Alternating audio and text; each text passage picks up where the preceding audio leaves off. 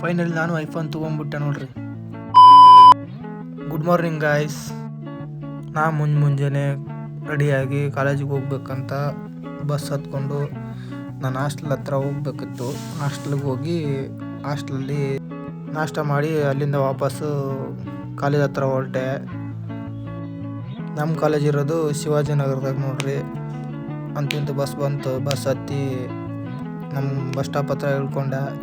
ಇದು ನೋಡ್ರಿ ನಮ್ಮ ಕಾಲೇಜ್ ಗೇಟ್ನಾಗ ಯಾರು ನೀ ಅಂತ ಕೇಳೋರು ಯಾರೂ ಇಲ್ಲ ನಮ್ಗೆ. ಹಂಗೆ ಪಟ ಕ್ಲಾಸ್ ಐತಿ ಅಂತೇಳಿ ನಮ್ಮ ಕ್ಲಾಸ್ ರೂಮ್ ಹತ್ರ ಬಂದೆ. ಇಲ್ಲಿ ಬಂದು ನೋಡಿದ್ರೆ ಇನ್ನೂ ಯಾರು ಲೆಕ್ಚರರ್ಸ್ ಯಾರು ಬಂದಿರಲಿಲ್ಲ. ಇವ್ರು ಸುಮ್ಮನೆ ಮಾತಾಡ್ಕೊಂಡು ಕೂತಿದ್ರು. ಹಂಗೆ ಕ್ಲಾಸ್ ಮುಗಿಸ್ಕೊಂಡು ಹೊರಗೆ ಬಂದ್ರೆ ಇವ ನೋಡ್ರಿ ಇಲ್ಲಿ ಮುಸ್ಸೆ ಪ್ಯಾರ್ ಕರ್ತಿ ಹೈ ಯಾ ನಹೀ ಕರ್ತಿ ಹೈ. ಹಂಗೆ ಫೋನ್ ತೊಗೋಬೇಕಂತ MG ರೋಡ್ ಕಡೆ ಹೊಂಟಿದ್ವಿ. ನಾವಿವತ್ತು iPhone 14 Pro ಬೈ ಮಾಡೋಕೆ ಹೋಗಿದ್ವಿ. ಫೈನಲ್ ನಾನು ಐಫೋನ್ ತೊಗೊಂಡ್ಬಿಟ್ಟೆ ನೋಡ್ರಿ. ಆಮೇಲೆ ಚೆಕ್ ಮಾಡ್ಕೊಳಕತ್ತಿದ್ದ. ಇವ್ರು ಸುಮ್ಮನೆ ನಿಂತಿದ್ರು. ಅಡ್ಡಾಡಿ ಸುಸ್ತಾಗಿದ್ವಿ ಅಂತೇಳಿ ಜ್ಯೂಸ್ ಕುಡಿದ್ವಿ.